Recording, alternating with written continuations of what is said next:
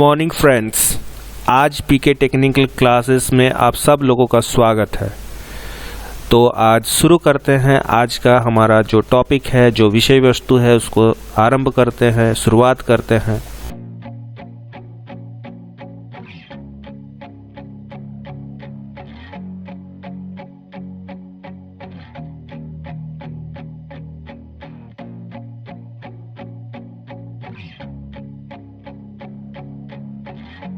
Hello friends, आज पीके technical classes में आप सब लोगों का स्वागत है।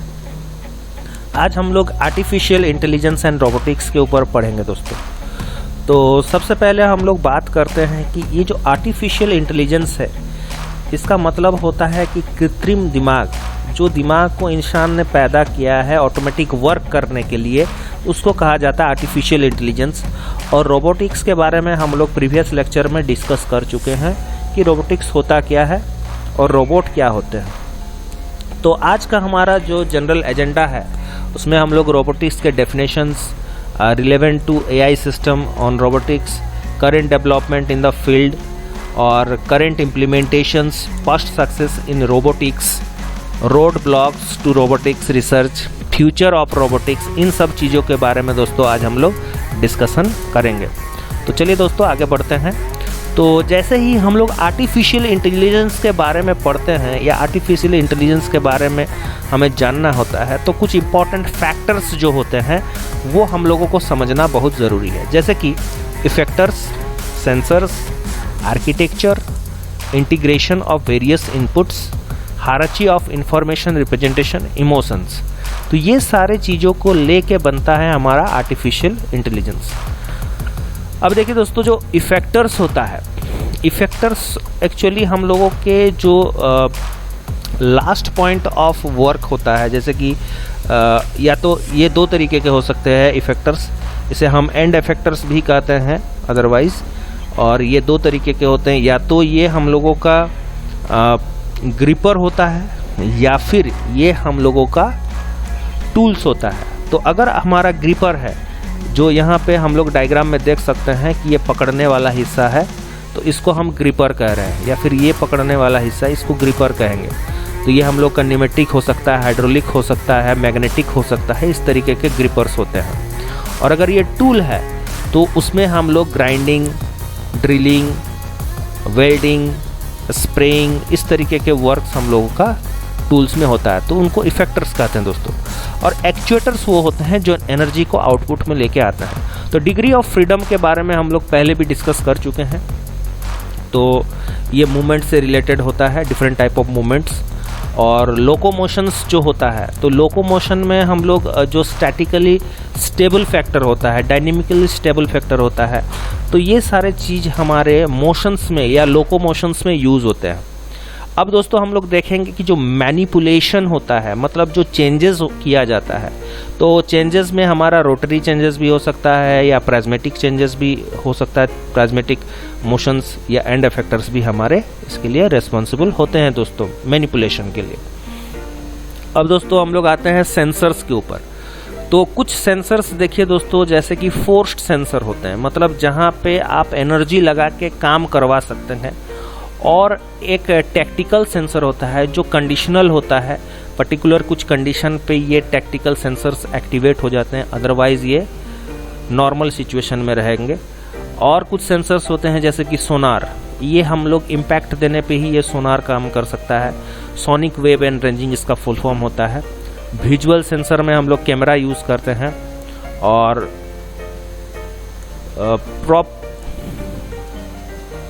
प्रोप्रेसिटिव जो होता है, ये हम लोगों का होता है, ये एक बहुत ही अलग तरीके का सेंसर्स होता है दोस्तों। और इसमें जो प्रोप्रेसिप्टरी सेंसर होता है हम लोगों का, इसमें हम लोग डिफरेंट काइंड्स ऑफ जो हमारा वे ऑफ वर्क होता है,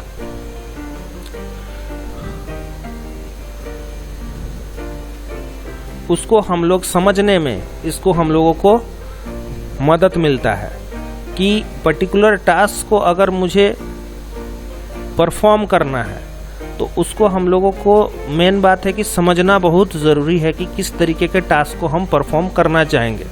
और ये रिलेटेड होता है हमारा स्टिमुली के साथ, कि पर्टिकुलर कुछ स्टिमुली होता है, कुछ मोशंस होता है जिसके बिहेव पे ये काम करेगा।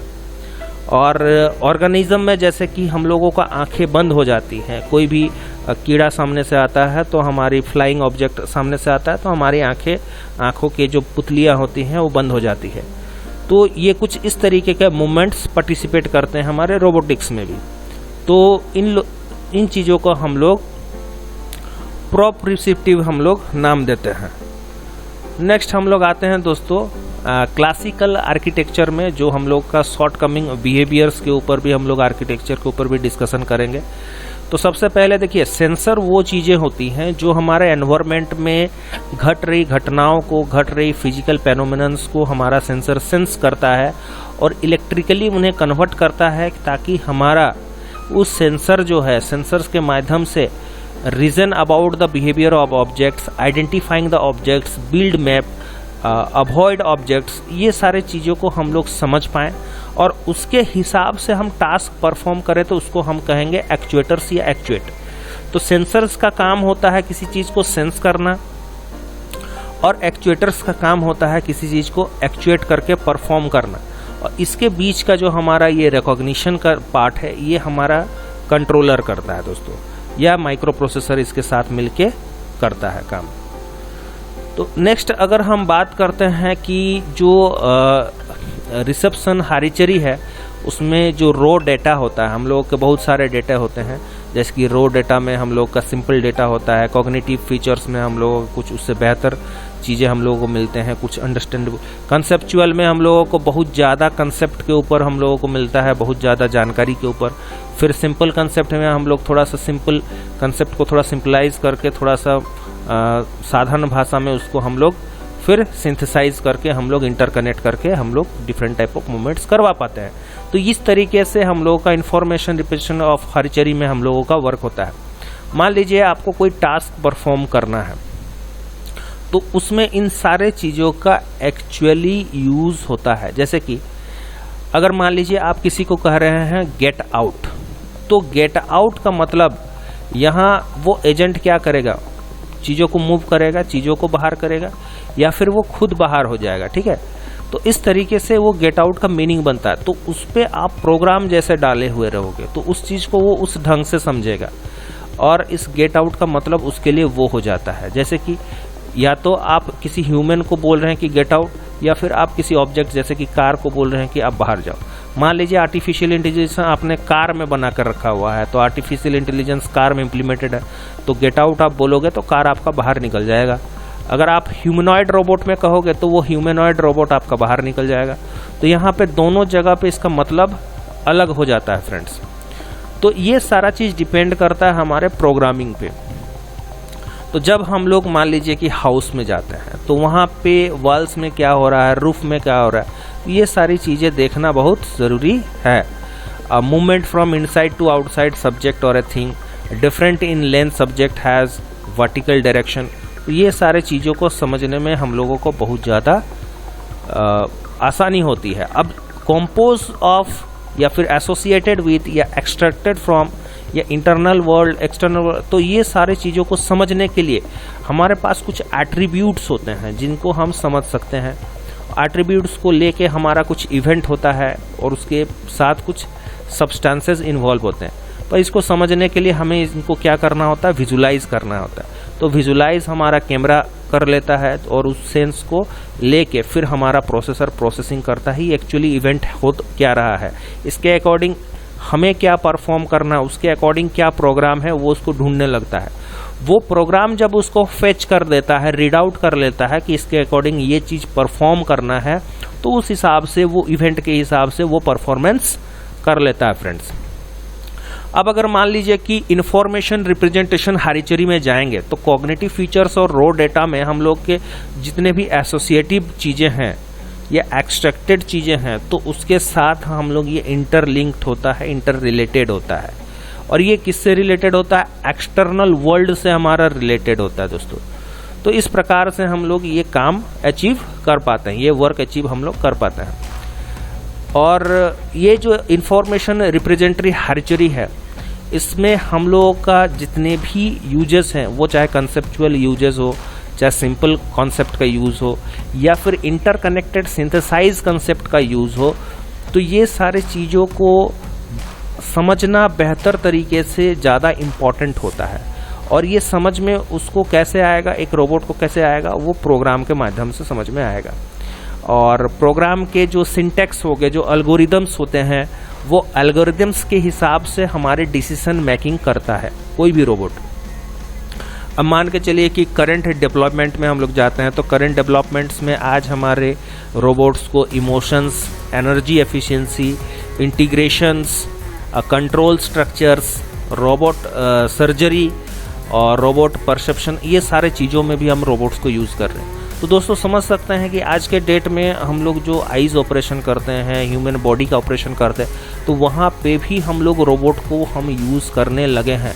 और ये इसलिए ऐसा है क्योंकि हमारा इसमें एक समय बहुत कम लगता है, दूसरा एक्यूरेसी काफ़ी ज़्यादा अच्छा होता है, और यहाँ पे खतरा कम होता है। ठीक है, क्योंकि इंसानी हाथों से आपका मान लीजिए कि आपके हाथ कांप रहे हैं या फिर किसी तरीके से तबीयत अगर ठीक नहीं है, तो आपका कुछ ना कुछ मिस्टेक होने का चांसेस रहता है, एरर्स का चांसेस रहता है। पर रोबोट्स जो है, रोबोट्स एक तरीके की मशीनरी ही होती है जिसमें एरर्स होने के चांसेस बहुत कम हो जाते हैं और ये बेहतरीन तरीके से काम कर सकता है दोस्तों।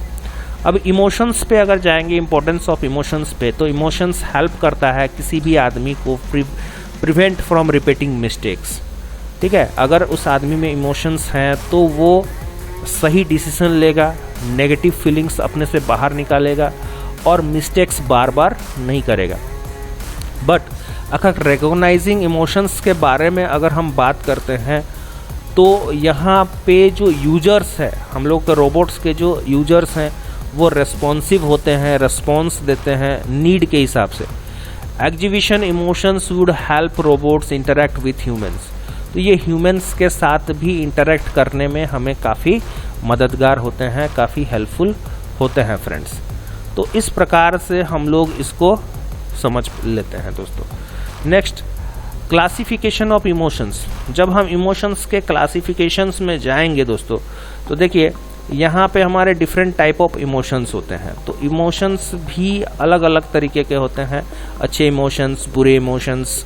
ठीक है, तो आपको समझना है कि जो हमारा एरोजल वैलेंस प्लेन है, जो हम लोगों का स्थिति है, जो प्लेटफॉर्म है, वहाँ पे हम लोगों का इमोशंस को किस एट्रीब्यूट पे लेके चलना है, ताकि मल्टी डायमेंशनल हमारा वर्क हो सके और हमारा जो इम्प्लीमेंटेशन ऑफ वर्क एफिशिएंसी हो उसको सुधारा जा सके।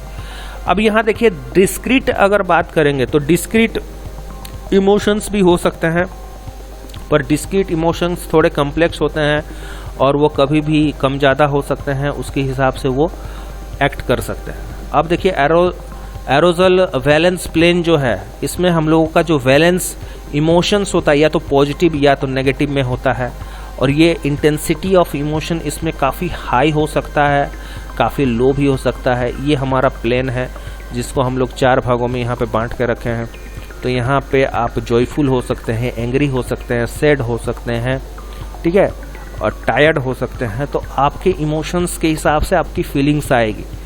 ठीक है, और इस इमोशंस को क्या वो रोबोट शो कर पा रहा है, क्या वो फील आउट कर पा रहा है? अगर कर पा रहा है तो हम कहेंगे ये एरोजल ऑफ फीलिंग्स से इंटेंसिटी ऑफ इमोशंस है। नेक्स्ट चलेंगे कि क्लासिफिकेशन ऑफ इमोशंस में, क्योंकि देख सकते हैं प्लूचिट्स थ्योरी जो होता है, प्लूचिट्स के थ्योरी के हिसाब से हमारा 8 प्रिमिटिव इमोशंस होते हैं। मोर कॉम्प्लेक्स इमोशंस के बारे में अगर हम बात करेंगे, जैसे कि ग्लैडनेस हो गया, जो जॉय कहते हैं हम लोग, खुशी कहते हैं।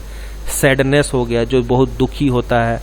और फिर एंगर हो गया, जो बहुत गुस्से में होता है। सरप्राइज जो हो गया, बहुत आश्चर्यचकित होके। एक्सेप्टेंस हो गया, हम लोग बहुत खुश होके हैं। और फिर डिस्गस्ट हो गया, मतलब बहुत अजीब तरीके से जो है। एक्सपेक्टेंसी जो हो गया, एक्सपेक्टेंसी में हम लोग क्या चाह रहे हैं। फियर हो गया, तो फियर में हम लोग चाहते हैं कि हम लोग बहुत ज़्यादा फ्राइटेंड हो, डर जाए। ठीक है, तो ये सारी चीज़ें हम लोग के यहाँ इमोशंस में आते हैं। और फैक्टर्स जो हमारे इन्वॉल्व होते हैं, यहाँ पे देखिए जो मॉडिफिकेशन ऑफ इमोशंस कैरेक्टर्स हम लोग यहाँ पे यूज़ कर रहे हैं। तो ग्लैडनेस, सैडनेस, एंगर, सरप्राइज। तो ग्लैडनेस में भी मेंटल स्टेट आपका गोल अचीवमेंट के है या फिर ह्यूमन रिलेशंस के लिए है। तो ये सारे चीज़ें जो यहाँ आप देख रहे हैं, ये सारे चीज़ें कॉम्प्लेक्सिटी ऑफ इमोशंस का क्लैरिफाई करने के लिए यहाँ पे यूज़ किया गया है। तो यहाँ पे देख सकते हैं परसेप्शन में अगर जाएंगे तो परसेप्शन में फिजियोलॉजिकल मेमोरी है करेंट स्टेट के लिए, डिज़ायर इंस्टिंक्ट जो है वो किसी गोल को अचीव करने के लिए है, एपिसोडिक डेटा जो है मेमोरी लर्निंग जो होता है वो किसी लॉग एक्शंस के लिए होता है, प्लान जनरेशन, कोई भी प्लानिंग कर रहे हो आप उसको जनरेशन कर रहे हो तो उसको रिजल्ट जो है प्लानिंग के लिए होता है, रिजल्ट ऑफ एक्शंस जो होता है वो एक्शन आपका किसी चीज़ को एक्सप्रेस करने के लिए है, comment of my action, understanding जो है वो लैंग्वेज के हिसाब से। तो इस तरीके से डिफरेंट फैक्टर्स हमारा कॉम्प्लेक्सिटी ऑफ इमोशंस को समझा सकता है और उसके अकॉर्डिंग उस रोबोट को काम करने के लिए कह सकता है। अब देखिए जो इफेक्टिव रिसर्च होता है जो किस्मेट रोबोट में था, ये हम लोग का बनाया गया था बहुत ही, ये ज़्यादा दिन नहीं हुआ है इसको बनाए हुए। तो ये जो लेटेस्ट हमारा किस्मेट रोबोट में हमारा बना हुआ स्ट्रक्चर है, इसमें आप देख सकते हो कि ये डिसाइड करता था इमोशंस को। तो ये बॉडी के जो पोस्चर्स होते हैं, हंसना, सैड होना, तो इसको हमारा ये रिप्रेजेंट करने में कैपेबल हो रहा था, ठीक है। और ऑर्गेनाइज ऑफ किस्मेट इमोशंस, तो यहाँ पे किस्मेट के इमोशंस को यहाँ पे दर्शाया गया है। जैसे कि प्रोटोटाइप में आप ले लिए कि इनकॉर्पोरेशन, रिजेक्शन, प्रोटेक्शन या फिर डेप्रीवेशन है। तो यहाँ पे इसके फंक्शंस और बिहेवियर क्या होंगे, एक्सेप्ट एनवायरमेंटल स्टिमुली है, अगर एनवायरमेंटल स्टिमुली को वो एक्सेप्ट करता है तो वो शांत रहेगा, या फिर अगर वो एक्सेप्टेबल नहीं है तो वो शांत नहीं रहेगा। एक्टिव कंडीशन ऑफ किस्मत, तो इसमें हम लोगों का accept of a desire stimuli, rejection अगर कर रहा है तो वो क्या हो जाएगा, get rid of something harmful already accept, तो वो डिस्गस्ट हो जाएगा, तो अजीब से फील करने लगेगा, उसको वो एटमॉस्फेयर उसको पसंद नहीं आया। और वो attend to a silent but undesirable, वो थोड़ा सा साइलेंट तो रहेगा बट वो बहुत अच्छे से वो स्टिमुली नहीं देगा, उसको वो सिचुएशन अनडिजायरेबल है, मतलब उसके लिए वो सही नहीं है, उसको वो व्यक्त करेगा, बताएगा। और प्रोटेक्शन में अगर जाएंगे तो अवॉइड बीइंग डिस्ट्रॉयड, तो वो किसी चीज़ को टूटने से या फिर किसी को हार्म करने से वो बचाने की कोशिश करेगा। वो फियर, उसके अंदर जो इमोशन होगा वो फियर का इमोशन होगा, डिस्ट्रेस का इमोशन होगा। अपीयरेंस में उसको थ्रेटनिंग, ओवरविलिंग की स्टिमुली आती रहेगी। और डेप्रीवेशन में अगर जाएंगे तो रिएक्ट अगेंस्ट इंपॉर्टेंट लॉस, अगर उसको बहुत ज़्यादा कोई लॉस हो रहा है तो बहुत दुखी हो जाएगा। लॉस ऑफ डिजायर स्टिमुली, तो उसके पास जो स्टिमुली होगी वो हमारी कम हो जाएगी। एनर्जी एफिशिएंसी सिग्लेडर, तो यहाँ पे देखिए small electric group of transfers जो हो रहे हैं, यहाँ पे हमारे small electric group of transfers जो हो रहे हैं ये सैटेलाइट कम्युनिकेशन के थ्रू हो रहे हैं। तो ये किस तरीके से हो रहे हैं, यहाँ पे सिग्नल गया तो सिग्नल यहाँ पे पहुँचा, तो इस तरीके से ये ट्रैवल कर रहा है। तो इस प्रकार से ये एनर्जी एफिशिएंसी सी ग्लाइडर सी में, समुद्र में ग्लाइड कर सकता है। करेंट इम्प्लीमेंटेशन में अगर देखेंगे तो इंडस्ट्रियल रोबोट जो होता है, जो फैक्ट्रीज में हमारे एक्चुअली यूज होते हैं रोबोट्स होते हैं, तो उनकी जो मैन्युफैक्चरिंग बॉक्सेस होती है, पैकिंग होता है, वार्पिंग होता है, जो मर्चेंडाइज के लिए यूज होता है आज के डेट में, तो उसमें कार मैन्युफैक्चरर्स लोग 50% से ज़्यादा रोबोट्स का ही इस्तेमाल कर रहे हैं, क्योंकि इसकी मेंटेनेंस कॉस्ट कम है, इसको कभी भी छुट्टी नहीं लेना पड़ता है, इसको कभी भी काम करते वक्त इसको थकान महसूस नहीं होती है, इसे ये बीमार नहीं पड़ता है। और ये सारी चीज़ें जो हैं इंसान के भीतर है। हालांकि रोबोट्स हमारे इंसानों को कभी भी रिप्लेस नहीं कर सकते हैं, बट फिर भी जहाँ पे प्रॉफिट की बात आती है तो वहाँ पे रोबोट्स का इन्वॉल्वमेंट थोड़ा ज़्यादा आज के डेट में होने लगा है। अब मान लीजिए कोई न्यूक्लियर पावर प्लांट है जहाँ पे इंसान काम वाकई में नहीं कर सकते हैं, तो वैसे जगहों पे रोबोट्स का यूज़ काफ़ी इम्पोर्टेंट हो जाता है। मान लीजिए कोई बॉम्ब थ्रेटेंड है और वहाँ पे कुछ वर्क चल रहा है, तो वैसे जगहों पे हमारा रोबोट्स का यूज़ होता है। मान लीजिए कोई एक्सप्लोजिव जगह है जहाँ पे एक्सप्लोजन हो सकता है, विस्फोट हो सकता है, तो वैसे जगहों पे रोबोट्स का यूज़ करना ज़्यादा बेटर है मेरे ख्याल से। और आउटर स्पेस एक्सप्लोरेशन जो है, मतलब आप मान लीजिए पृथ्वी की कक्षा से बाहर जा रहे हैं तो वहाँ पे एयर नहीं होता है, एटमॉस्फेयर नहीं होता, ऑक्सीजन की बिल्कुल भी कोई मात्रा नहीं प्रेजेंट होती है, और जिसके वजह से काफ़ी प्रॉब्लम्स क्रिएट हो सकती है ह्यूमन बींग्स के लिए।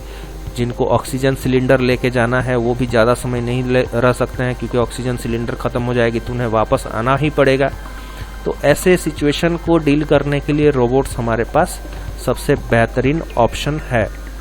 अब देखिए दोस्तों, जो एसिमोव रोबोट था, होंडा कंपनी ने एसिमोव रोबोट बनाया, जो कुछ दिखने में इस तरीके से है। आप यहाँ पे स्क्रीन पे दिखाया गया है दोस्तों, देख सकते हो। और इसमें हम लोग वॉकिंग फ्रीली कर सकते हैं, चेंज हम लोग speed, balancing, 1 foot movement, able to climb stairs, कोई भी सीढ़ी चढ़ना या फिर किसी भी चीज़ को मैनिपुलेट करना, एक जगह से दूसरी जगह मूव करवाना, या फिर कॉस्ट एफिशिएंट टाइम टास्क, ये सारे चीज़ हम यहाँ पे परफॉर्म कर सकते हैं दोस्तों। अब एसिमोव का जो रिकॉग्निशन टेक्नोलॉजी था, तो यहाँ पे देख सकते हो आप, स्टॉप कहने से वो स्टॉप हो जाता है, हैंडशेक कहने से वो हैंडशेक कर सकता है, उसको ऊपर जाने के लिए कहेंगे तो वो ऊपर मूव कर सकता है, बाय बाय कहेंगे तो बाय बाय करेगा। जिस तरीके से हम उसको रिप्रेजेंट करेंगे, वो हमारे फेस को, हमारे स्ट्रक्चर को हम लोगों को रीड करके हमें सेम टाइप ऑफ एक्सप्रेशन हमें भी प्रोवाइड करता है दोस्तों। तो इस प्रकार से एसिमोव रोबोट को हमारे होंडा कंपनी ने डिज़ाइन किया हुआ था इस प्रकार से काम करने के लिए, जहाँ पे हमारा विजुअल क्लूज जो होता है, एंगल ऑफ डिस्टेंस जो होता है, ये परसीव करके ऑब्जेक्ट के अकॉर्डिंग ये परफॉर्मेंस कर देता था। और हमारा जो काउंटर, जो कंपेयर डेटाबेस होता है, उसके अकॉर्डिंग ये काउंटर करके उसको, कंपेयर करके उसको, वो उस तरीके से परफॉर्म कर देता था। अब जो प्रोटोटाइप्स भी थे इसके, तो इसमें डिफरेंट एक्सप्रेशंस या एक्शंस को परफॉर्म करने के लिए उस तरीके से ये परफॉर्म कर रहा है। और जहाँ पे हम लोग कहेंगे कि करेंटली इसमें जो प्री रजिस्टर्स पीपल हैं, तो ये भी उसको उस ढंग से परफॉर्म कर सकते हैं। आइबो रोबोट जो था, ये देखिए सक्सेसिव आइबो रोबोट हमारा 1996 में हमारा बनाया गया। Small body camera, microphone and batteries को यूज़ करते हुए ये एक रोबोट को डिज़ाइन किया गया, और ये हमारा फुटबॉल तक खेल सकता है दोस्तों। जापान में इसे सबसे पहले बना के इसको इस्तेमाल किया गया, और यहाँ से ही रोबोटिक्स में एआई का शुरुआत हुआ, आर्टिफिशियल इंटेलिजेंस का शुरुआत हुआ 1999 से। और बिहेवियर जो है, बिहेवियर डिपेंडेंट, ऑनर के बिहेवियर पे डिपेंडेंट क्या है, वॉइस रिकॉग्निशन क्या है, डिस्टिंक्ट कमांड्स क्या क्या है, स्पेसिफाई कितने बिट का प्रोसेसर इसमें लगता है, जो रिसिक प्रोसेसर हम लोग का यूज़ करते हैं ज़्यादातर आर्टिफिशियल इंटेलिजेंस में। तो 18 जॉइंट्स भी हम लोग इसमें दिया गया है इस पर्टिकुलर रोबोट में, एबीओ में। और touch sensor, CCD, colour camera, charge coupled display कहते हैं सीसीडी का फुल फॉर्म को दोस्तों। और इंफ्रारेड डिस्टेंस सेंसर ये भी हमारा इस्तेमाल होता है, एक्सेलरेशन सेंसर भी इस्तेमाल होता है, एंगुलर वेलोसिटी सेंसर हम लोगों का इस्तेमाल किया जाता है। तो डिफरेंट चीज़ों को इस्तेमाल करके हमारा वो रोबोट काम करता है। नेक्स्ट हम लोग चलेंगे दोस्तों कॉग ब्रेन के ऊपर। तो कॉग ब्रेन जो है ये 9 सेंट्रल यूनिट पे काम करता है, और हमारा heterogeneous network of different processor पे हम लोग का ये यूज़ होता है। माइक्रो कंट्रोलर पे अगर हम बात करें तो ये मोटरोला का 16811 process input and drive Motors response पे काम किया जाता है। इसमें हमारा डिजिटल सिग्नल प्रोसेसर जो है डीएसपी नेटवर्क्स के तहत वो भी इसमें काम करता है। रिलेट डेटा जो होता है कोर प्रोसेसर नेटवर्क, उसमें भी हम लोगों का ये पीसीआई कार्ड के साथ ये काम करता है। कोर नेटवर्क जो 200 मेगाहर्ट्ज पीसी रनिंग पे हम लोगों का काम करता है। तो इस तरीके से हम लोगों का ये यूज होता है दोस्तों। नेक्स्ट हम लोग देखेंगे जो सेंसर सिस्टम, हमारा विजुअल सिस्टम हो गया, बाइनोकुलर आई से हम लोग विजुअलाइज करते हैं डेटा को, या फिर ऑडिटरी सिस्टम जो यूज़ करते हैं, 2 माइक्रोफोन, स्टेरियो सिस्टम सैम्पलिंग्स जो यूज़ करते हैं, साउंड लोकलाइजेशन जो यूज़ करते हैं, और जो हम लोग का वेस्टिबुलर सिस्टम हम लोग का होता है, 3 semi circular canals mimicked by 3 rate gyroscope एक तरीके का सेंसर है दोस्तों। 2 लीनियर एक्सीलरोमीटर ये भी सेंसर है। टैक्टिकल सिस्टम है हम लोग का 6x4 एरे ऑफ सेंसर्स, ये बहुत सारे सेंसर्स के साथ ये टोर्सो डिटेक्शन हम लोगों का फोर्स टच इसको डिटेक्ट करने के लिए कैपेबल होता है। और इम्प्लीमेंटेशन हाथ पे भी इसको इम्प्लीमेंट किया गया। तो नेक्स्ट हम लोग रोड ब्लॉक्स पे हम लोग जाते हैं। तो रोड ब्लॉक्स पे हम लोगों का जो आता है, देखिए शिफ्ट अटेंशन ऑफ मैन्युफैक्चरिंग।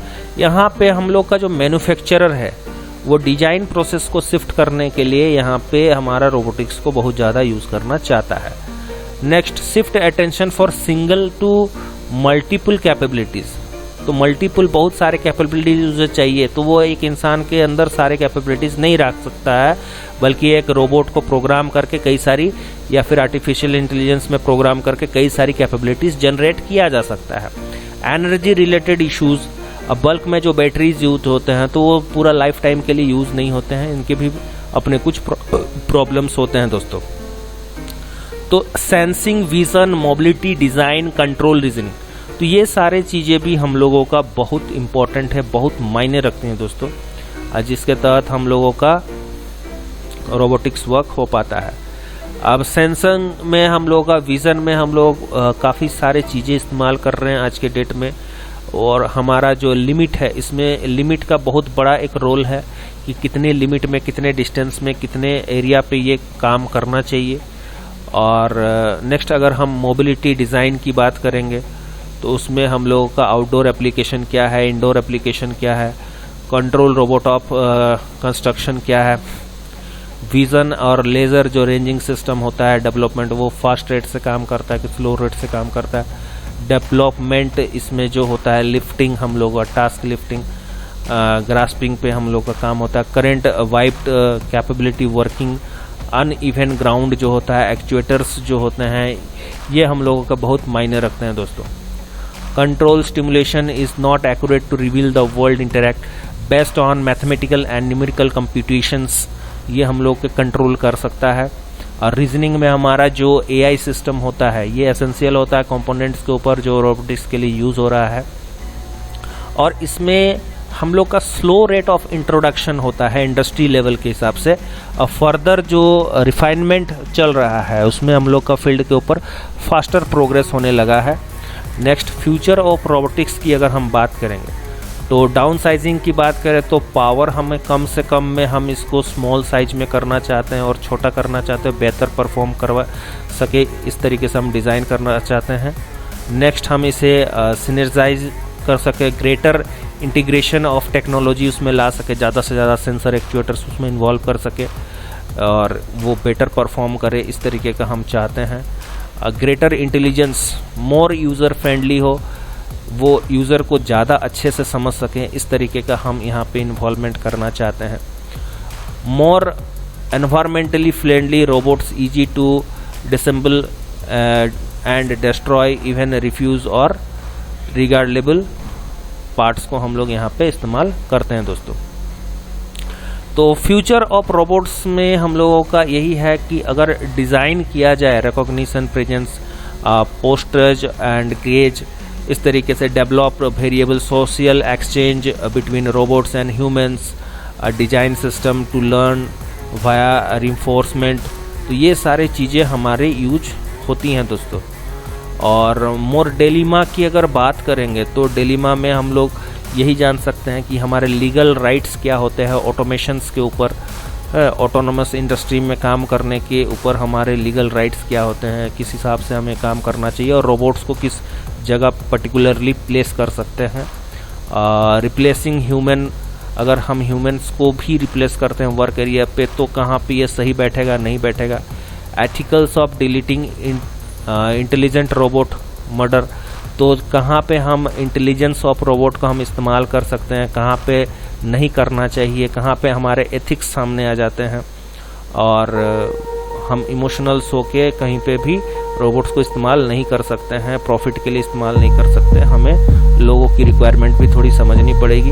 और creating helping silent robots versus playing robot, तो गॉड्स के हिसाब से, जैसे गॉड्स ह्यूमन क्रिएचर को क्रिएट कर रहे हैं, तो इंसान ने भी अब रोबोट्स बनाने शुरू कर दिए जो इंसानों जैसा ही बिहेव किए। तो इंसान कहीं ना कहीं गॉड के हिसाब से ही जन्म लिया है और काम करेगा। पर आज के डेट का साइंस जो है वो कई मायनों में हमारा जो ब्रेन है, इस हिसाब से हम बहुत कुछ डिज़ाइन कर सकते हैं। हम सिर्फ भगवान भरोसे नहीं रह सकते हैं दोस्तों। तो thank you for your time. आज आप लोग के लिए इतना ही, थैंक यू। और आप लोग इसी तरीके से हमारे वीडियोस को देखते रहिए, लाइक कीजिए, शेयर कीजिए और पढ़िए, ग्रो करिए, आगे बढ़िए। टेक्निकल क्लास की तरफ से धन्यवाद आप सबको।